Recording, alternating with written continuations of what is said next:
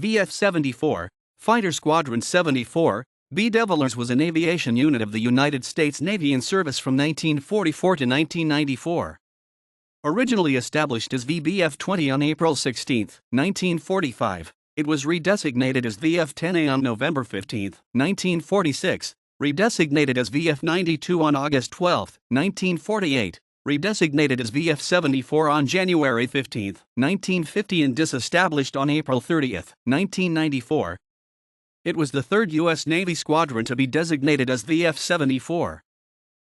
VBF-20 was established on April 16, 1945, flying the F-4U-1 Corsair from NAS Wildwood in New Jersey.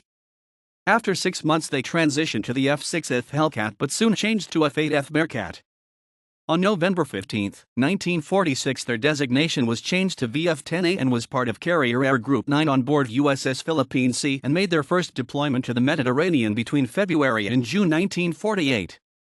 Before the cruise, VF-10A had shifted to their new shore base of Naval Auxiliary Air Station Charlestown, Rhode Island. At the same time, the squadron had adopted their Devil's insignia created by Ensign John P. Humphreys.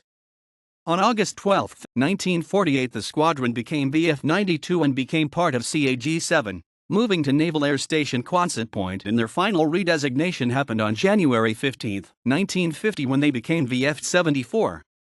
They transitioned to the F-4U-4 Corsair in 1951 and returned to the Mediterranean on board the USS Franklin D. Roosevelt. With the Korean War raging, CAG-7 transferred to the Pacific in May 1952 and conducted a combat cruise on board USS Bonhomme Richard. They were in combat for 6 months and flew 1,500 combat sorties, mainly against North Korean targets. They also moved to the F-9F-8 Cougar, their first jet aircraft. Within 12 months the F-9F-8 Cougar was replaced by the F-4D-1 Skyrail, which was the U.S. Navy's first supersonic fighter, although it was phased out in 1962. VF-74 deployed to the Mediterranean 3 times, twice on board USS Intrepid, and their final deployment was on USS Franklin D. Roosevelt. On July 8, 1961 VF-74 began to transition to the F-4B Phantom II, becoming the first deployable F-4 squadron, giving rise to their First in Phantoms motto. They deployed aboard USS Forrestal in August 1962, replacing the F-104's F-4DS and CAG-8 FACT. For 20 years VF-74 would deploy 15 times with the Phantom, 13 to the Mediterranean and 2 to Southeast Asia. Their first Vietnam cruise aboard Forrestal was marked by tragedy on July 29, 1967, when an ordnance explosion on the flight deck caused a massive ensuing fire. VF-74 lost 42 enlisted personnel and 3 F-4s. Many squadron members were commended for their heroic actions whilst fighting the fires. In early 1972 they transitioned from the F-4B to the F-4J. Between July 1972 to February 1973 the squadron returned to combat in Vietnam on board USS America. During 7 periods on the famous Yankee station, VF-74 did not lose a single aircraft to enemy action. VF-74 was just as successful in peacetime, winning the CNO Safety S in 1974 along with the Battle E. In 1975, they moved to CVW-8 and took part in the maiden cruise of USS Nimitz. In 1976 they won the Admiral Joseph Clifton Award, making them the top U.S. Navy fighter squadron.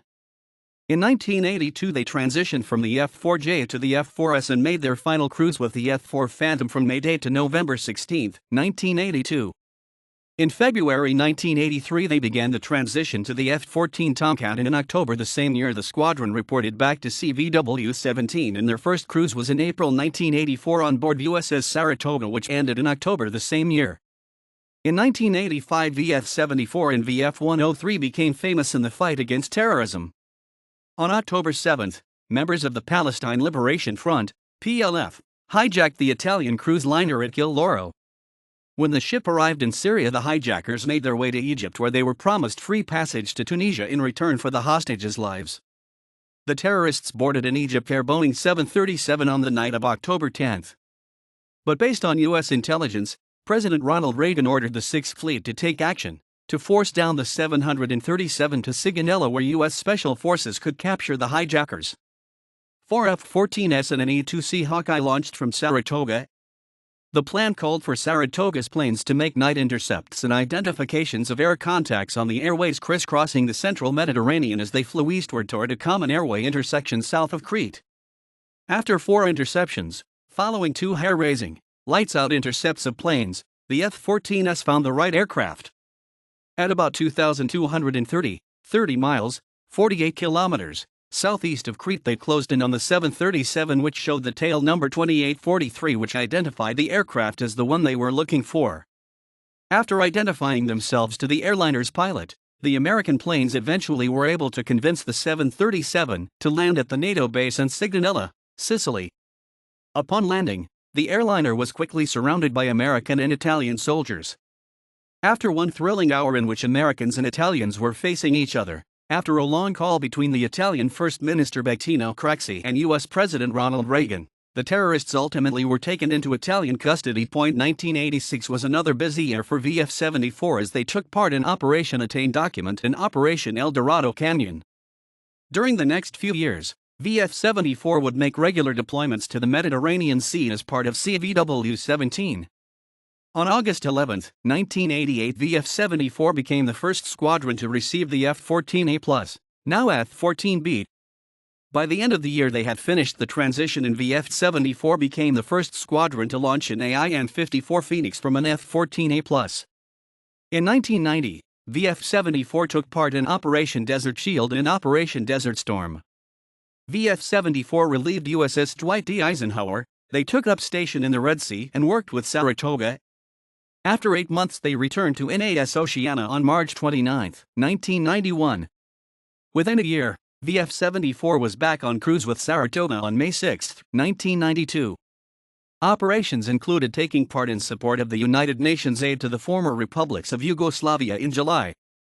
On September 14, Vf-74 F-14s flew 1,700 nautical miles, 3,100 kilometers, from Saratoga, operating in the Adriatic Sea, dropping ordnance on the Wadi Nadran target range in Egypt. The squadron returned home on 6 November. As usual, after returning from cruise, the squadron went straight to workups for the next deployment on board USS Constellation after the carrier had returned from Service Life Extension Program. They also conducted carrier qualifications on USS Saratoga. However, in August 1993 the Navy decided to deploy only one F-14 squadron on board Saratoga, and as Vf-74 was a non-TARP squadron they were left back home and moved from CVW-17 to be under direct command of Fighter Wing Atlantic. Although they did not take part in any cruise, Vf-74 took up aggressor role with various Navy and Air Force squadrons. On January 20, 1994, Vf-74 took part in the last deployment, this time to Roosevelt Roads Naval Station in February, where Vf-74 launched 7 air-to-air missiles with 100% success rate.